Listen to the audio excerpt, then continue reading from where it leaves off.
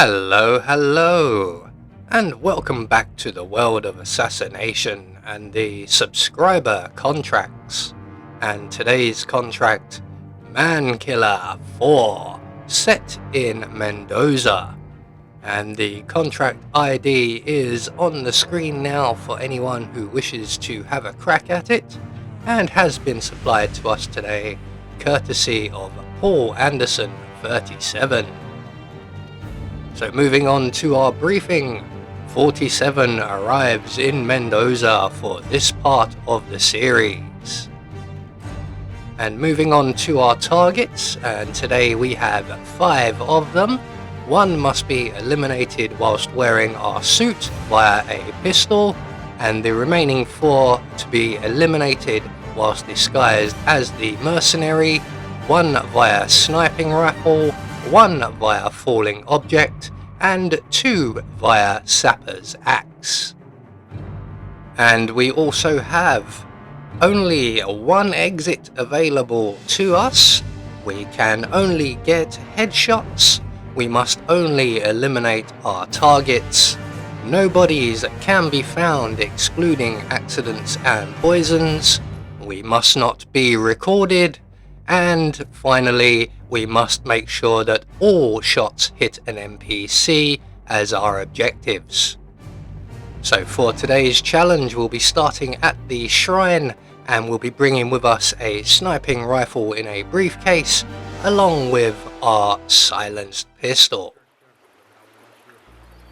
So right from the start and off the bat, we are going to finish up our prayers to Ra, and we're going to make our way behind the shrine here.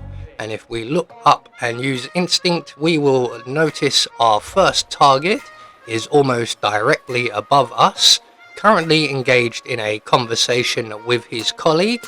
But after that has played out, he will make his way down to the shrine, and once he is in position, we're just going to take the propane cylinder here and throw that into the corner of the room, and that will get our target's attention. And when he comes in to investigate, we can then pull out our silenced pistol and shoot him, preferably in the head, as it is a requirement. So target 1 taken care of, and target 1 also just so happens to have the outfit we require for the rest of this contract. So we're going to take his outfit real quick, and we're going to make our way now up into the Yates house or villa. And we do have 1 enforcer just up ahead of us here who does patrol. We can get past him quite easily if he stood still chatting with his colleague.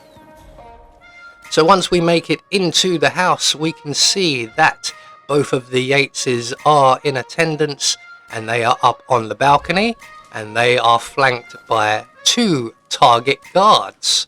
So we're just going to wait for them to leave the upstairs bedroom area, as that will be our base of operations for the remainder of today. So once they all start leaving, we're going to make our way up into the bedroom.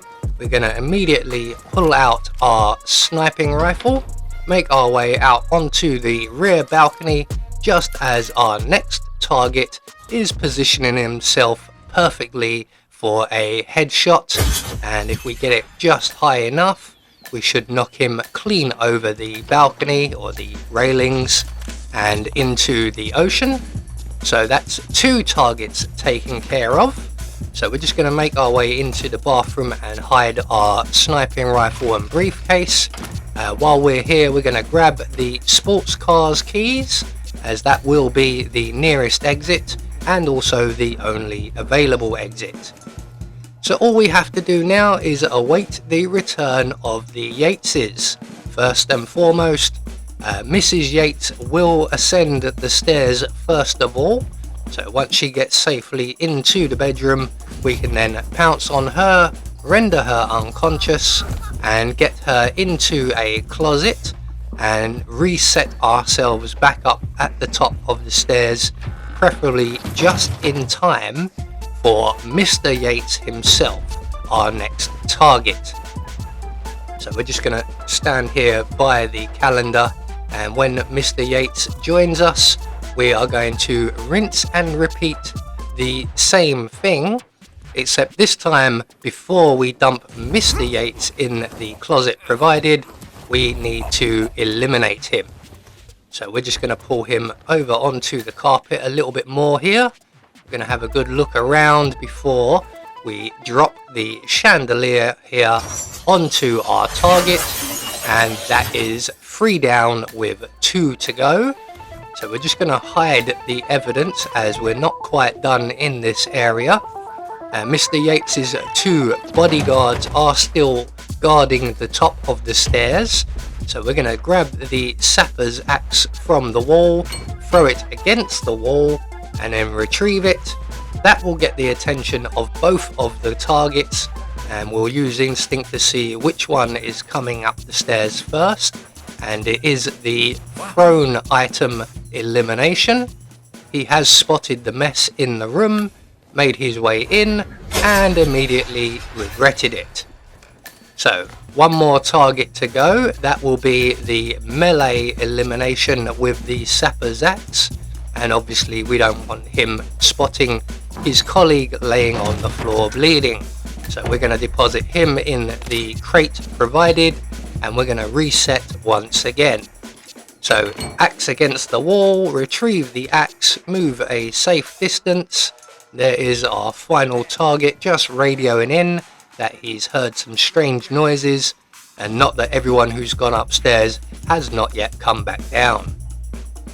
So when our final target decides to join us, all we have to do is position ourselves behind him, and we can then eliminate him at our leisure. So all of our targets now dealt with. There's no reason to hide this gentleman, and we can now make good our escape. And rather than head down the stairs, we're going to jump off of the roof and over the fence here if we can, and straight to the awaiting convertible. It's quite a nice looking car, this one. I think we'll have it. Thank you very much. So the Yateses won't need it, so it's ours now.